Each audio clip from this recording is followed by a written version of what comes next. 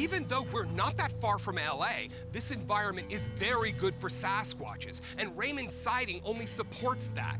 Yes, he saw the Sasquatch on a highway, but if you trek off that highway and down into this valley, this area becomes very wild. Ho ho!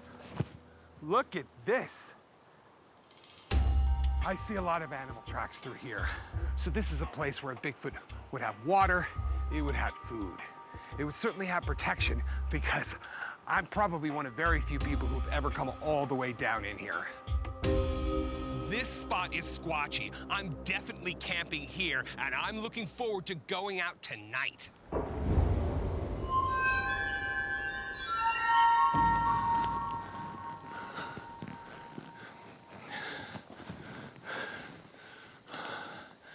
Here's where we'll do it from. And it's time to howl again.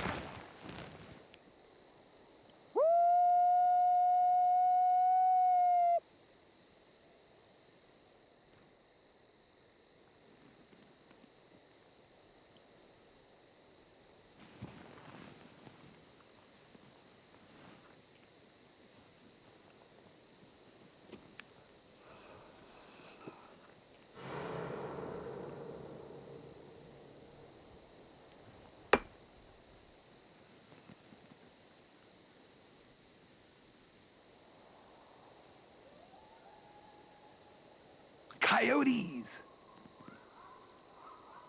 Yeah!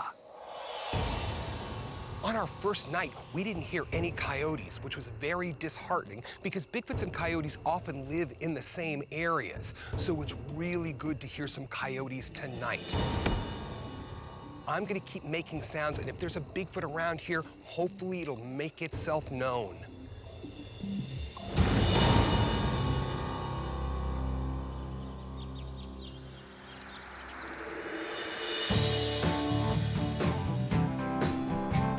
I'm on my way to the spot where a girl named Honey saw a Sasquatch while her father was driving. Her father actually saw 4 of them, but he's not available. So I'm gonna meet with Honey and her mother instead.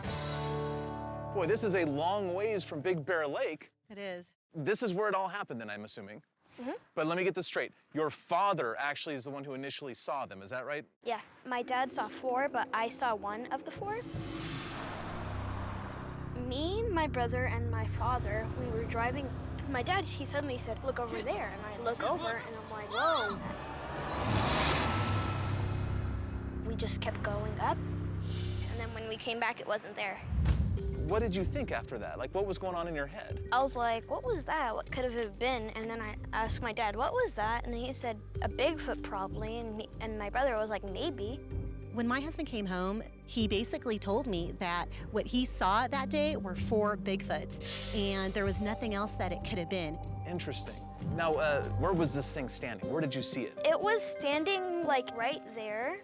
Out there in the open, in the sunlight and everything, huh? So when I came here, I remember there were leaves on this tree, because I know they were standing in the shade, and the shade was pointing this way, and the Bigfoot that I saw was looking this way. Whatever Honey saw was standing against that rock face. So it's gonna give us a nice scale item if I put myself against the rock face so she can tell me about how big that thing that she saw was. Like, yeah, right about there. Right in here. Yes. Do you know how high the head went? Like, I think the head went just a little bit in the middle of that shrub behind you, that green one. Okay. Just went about that high. Well, if it was standing right here, maybe the head was, yeah, that's probably about 7.5 or 8 feet or so. How big was the body, kind of? Could you tell me that? It was at least this wide. About that big? Yeah. Okay, so huggable size? Yes. Most of them are. Okay. Shoot, I wish you saw the other ones so you could describe those to me as well. Yes. I'll tell you that it is a weird place for them to be hanging out. Your dad kind of suggested to you that you saw a Sasquatch. Do you agree? Could it have been a person? I think it could have been a Sasquatch, but I also have mixed feelings about it. Like, it could have been a person, but I mostly think it's a Sasquatch. Okay, I'd like to hear that, actually. And that makes me believe you even more. By what Honey and her mom are telling me, it sounds like Honey's dad is absolutely certain that he saw 4 Sasquatches. But by what Honey's saying, she seems a little less certain. But what I do like is that she's not embellishing, she's not trying to convince me she saw anything, and that kind of tells me that she probably did see a Bigfoot.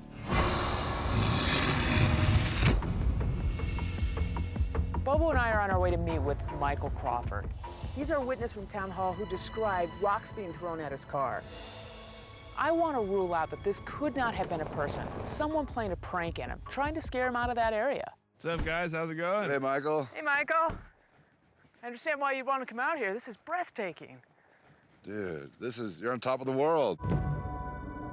So where are we right now? This is where my first encounter happened, and my second encounter happened right below that ridge line down there. Michael told us about one encounter at the town hall, but now we just found out there were 2 up here and only a mile apart, so that's great. These things were aggressive, and that's what we're looking for.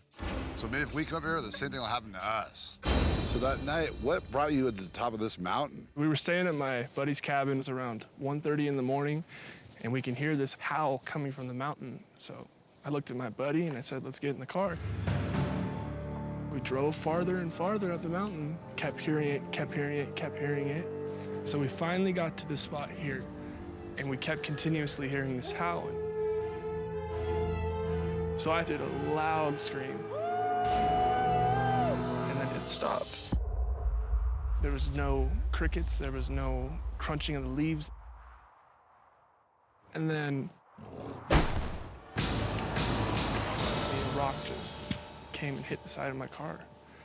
And that just scared me to a point where I didn't even know what to do, man, like flight or flight, you know what I mean? Right. So then you said you came back the very next night? The very next night, I figured something's in the area. I'm gonna come back out here and see what I can get to happen. Me and my buddy come back up here. It's pitch black, you can barely see a silhouette. Got out. On the left-hand side of me, something picked up a rock, and it went 1, 2. Then on the right-hand side of me, one did 1, 2.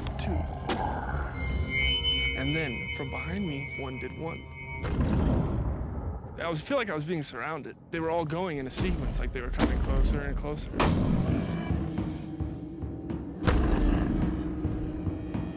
And then,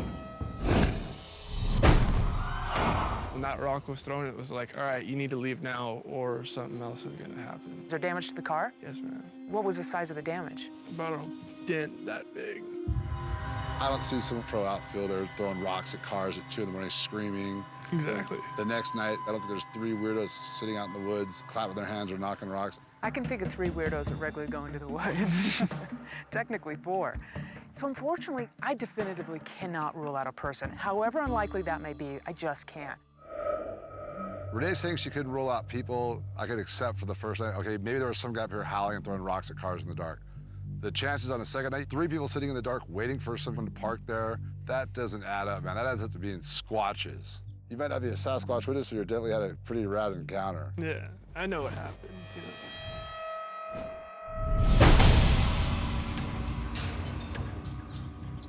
Bobo, Renee, and I are on our way to pick up Matt, where he's been camping by Raymond Ray's sighting location for the last few nights.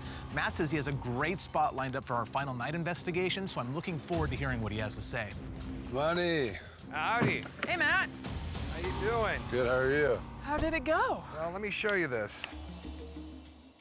It was an interesting place. It was very rugged terrain. But the thing that stood out for me most the whole time camping is these are dry mountains. And it's hard for animals to make a living here unless they're right along the creek. So I think unlike the Bigfoots other places that will range out and go after deer, these things are like the ones in New Mexico. They stick to the creek. And the best one is right down there. That's Deep Creek down there.